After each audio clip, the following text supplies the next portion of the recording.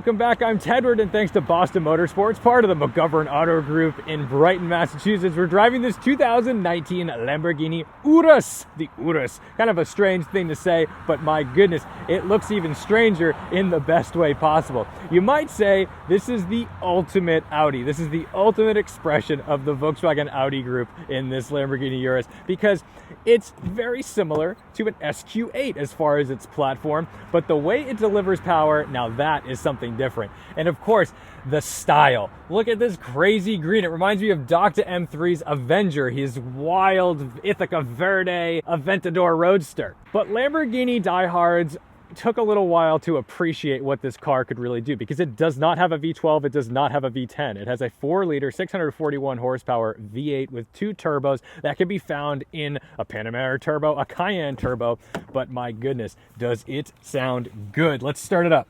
And here's actually my first complaint about the car. It's a little complicated in here. This is a little nuts. We're currently in Strada mode. If we put it in Corsa, suddenly we get a whole bunch more fun noises. You're gonna see a TPMS light blinking during this drive. Oh, there it is. We just put new tires on the car and I guess we didn't reset it. Whoops. Anyway, let's take a look under the hood. The shape of this hood is so Lamborghini. It makes me feel like I'm opening the hood of a Reventon. This is pretty cool, but really, we're just looking at an engine cover, so it shouldn't be anything that unfamiliar, but the way it sounds, they've clearly tuned this exhaust to be Lamborghini. Listen to that. And of course, it's wildly practical, unlike the Huracan or the Aventador, because we've got this big hatch space that you can use, just like an RSQ8. And if you're wondering what it's like to sit in the back, how your terrified passengers will feel, there's actually a significant amount of room here, and you'll notice that they've bulged these out a little bit, so there is pretty decent lateral support for a rear seat. They're not crazy buckets or anything, but it's nice. Enough about that.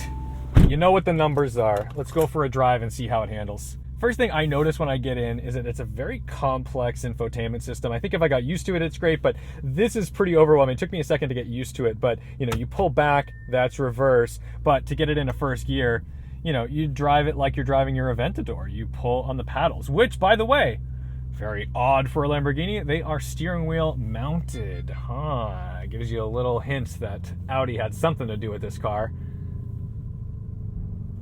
I just want to show you what a launch looks like. Not a launch control, but I'm just, you know, we're in Corsa mode.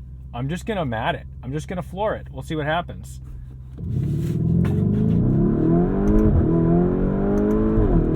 That's 60. This thing will do 0 to 60 in 3 seconds. Actually, we've seen people do it in under 3 seconds. I think Lamborghini underrates this car. They say it's like 3.5 or something. The thing will do it in like 2.9. And it'll do it consistently because it's all-wheel drive. Holy cow, this thing sends so much power to the rear wheels.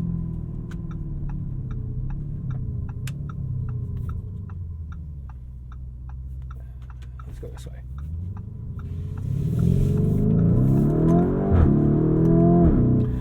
I gotta tell you, a lot of people are saying that this is just an RSQ8 with Lamborghini badges on it. There's quite a bit of Lambo DNA in this whole. You buy this thing, you're gonna get in trouble. You're gonna get in trouble. This thing is so ridiculously fast. I'm saying this is fast, like, I'm not saying it's fast the way I'd say, like, oh, a Subaru STI. Yeah, it's a fast car for $37,000. No, this is a fast car for, like, fast cars. And it weighs 4,900 pounds, which, by the way, isn't that much as far as, like, a big SUV goes. That's kind of light. Let's go find a faster piece of tarmac. This is too much for little back roads. All right, let's put it in Strada mode. Even though Strada is street, it's still pretty stiff. This is not gonna be like a lovely, luxury, comfortable ride for you. You're gonna feel the car, which, I mean, wouldn't you want to? Oof, an auto start stop in a supercar. Can we call this a supercar? Are we prepared to call it a supercar? I think with this performance, we might be able to call it a supercar. It's always weird when the car shuts off at a red light in a supercar. I know I should probably just be driving it in sport mode, but when you have Corsa mode on tap, you use it.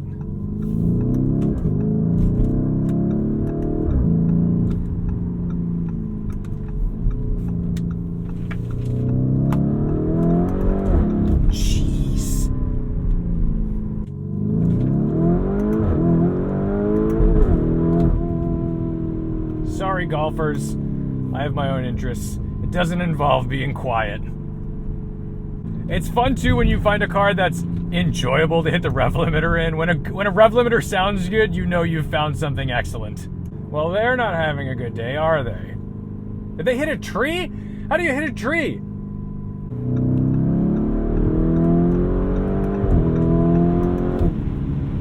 And the brakes, I mean, that's just a little dab. A little dab. It's good when you have a car that has incredible brakes to match the absurdity of the power.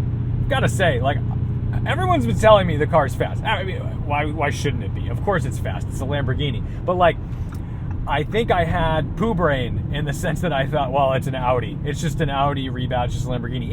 And on paper, in a lot of ways, it is. But, like, this is so ridiculous. What? How? Oh my God, this is going to use so much fuel. I'm going to use so much fuel. It's like partial throttle. I'm blown away. This in you know, every sense of the word. Like, this is a Lamborghini. It gives me all the theater and drama of a Lamborghini. Yes, there are things that it doesn't have. For example, number one, we talked about these paddles being wheel mounted. That's not very Lamborghini. Oddly enough, Maserati will put column mounted paddles on their Levante, but I guess Audi decided, no, we're not doing that. Then it has a normal blinker stock. I use it like I would use any other car, instead of what you would find on a Huracan or an Aventador, where you've got it on the wheel. Which, to be honest, I prefer. I do not like the wheel directional. That drives me nuts. I do not like that. It's counterintuitive. It's too much. You know, if you just look at the car at a dealership or you peek inside, of course, you see very Audi type things because this center stack and everything looks like a Q8. But that's fine. Those are good shared components. Do we really want Diablo style interiors? Probably not. They're garbage. So it's nice when you have a parent company that has cool stuff in the toy box to play with. And the fact that this car is this really subdued gray, and then inside, boom, popping with this crazy green leather, I love it. It's such a surprise. It's a surprise when you open the door. I have to be in Corsa. Like, I have to be. How do you not? Please don't get off behind me. I want to test these brakes. Yes. Okay, we've got it clear behind us. I don't know what's in the car, but we're going to find out when we hit these brakes. Crazy. Oh my God, this is like legit. This is a sports car, guys. Holy cow.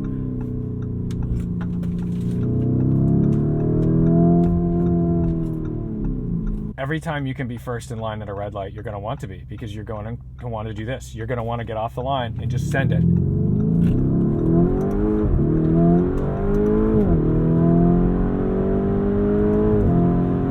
So much grip, there's so much traction. What am I feeling here? This is nuts, dude. Oh my God. I'm having a moment. This is really something special, guys. All right, when you put it in Corsa, another cool thing happens. The heads-up display changes, and I don't know if you can see it, but it gives you the hexagonal tachometer, so it builds up bigger and bigger hexagons, which is super fun. Silly, tacky, Lamborghini. That's what they're all about. Theater. All I want to do is put 4 people in this car and go for a rip and show them what it can do. This is so bonkers. Let's talk about driver interfaces for a second. The steering does feel quite Audi. It's not that like rigid thing. It's clearly an e-pass system. There's definitely like a degree of separation between me and the road, but it's not bad. If anything, it kind of makes the car more comfortable. It would be nicer. I'll admit, it would be nicer to have a more tactile steering rack, but I'm not gonna complain that much. I would complain if it was vague. I don't think it's vague. Oh my goodness.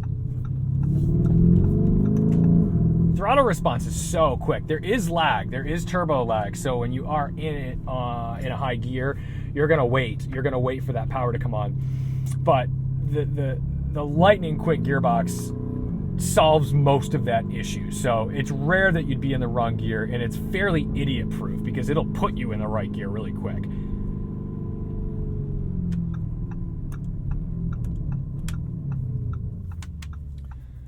Country road, caution. Amphibians crossing, all right.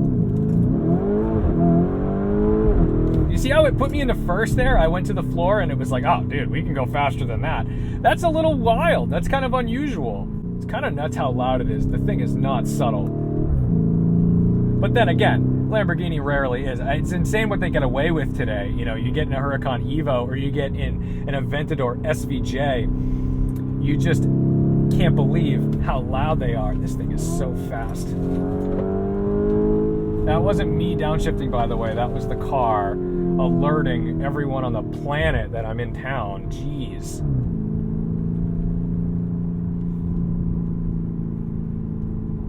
The steering wheel has Alcantara on it.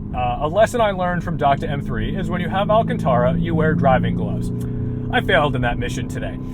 That wears quickly. I mean, that is a difficult thing to deal with. So I would recommend, if you're going to get a car with an Alcantara steering wheel, keep a set of driving gloves, even if they're fingerless driving gloves, just so that way your sweaty palms, because they will get sweaty. This car will make you sweat a little bit. It doesn't ruin the Alcantara prematurely.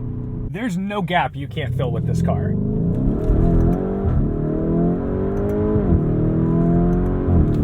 I mean, you short shift it and you're still going way faster than anybody has any business doing on the public road. This is bonkers. It certainly holds a corner. Oh god, this will pull like over a G on a skid pad too, which is nuts.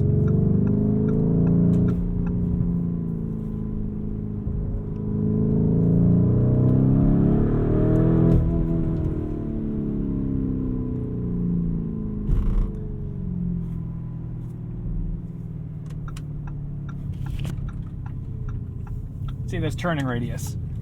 Oh, not bad, not great, not bad though.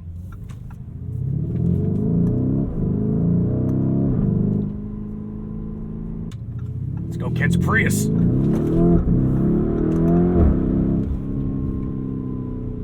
I'm not sure what I expected. This isn't it though. I got way more. This is really fast. This is really fun. Could it be more tactile with the steering? Sure, I think so. But it's also supposed to be the everyday, user-friendly SUV Lamborghini, and it's doing just that. The power and the torque is really just blowing my mind because the numbers didn't do it justice. Usually when you think of like a 5,000-pound vehicle, 660 horsepower, 640 horsepower, it doesn't sound outrageous, but my God, does this do the job.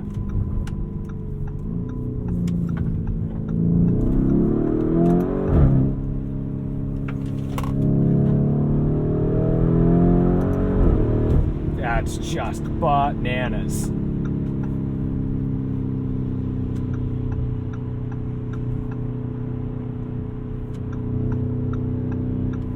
Everyone's gonna die on this on-ramp, be careful.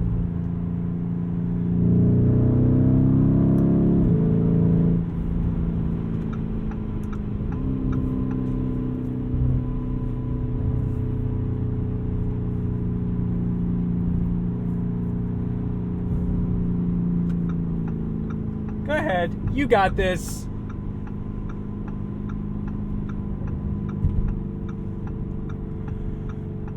All right, well, I'm gonna go decompress. Huge thanks to Boston Motorsports for letting me play with this Urus.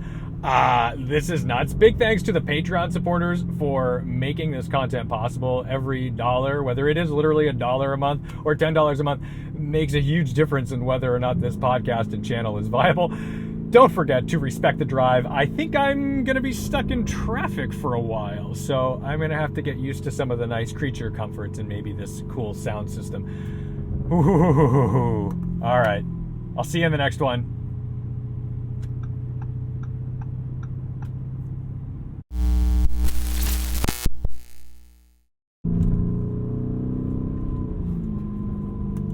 Don't want to get in a fight with that.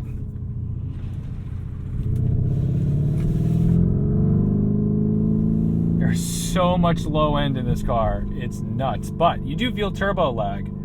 Little air-cooled Porsche action. I don't think the 964 could be any further from this Urus.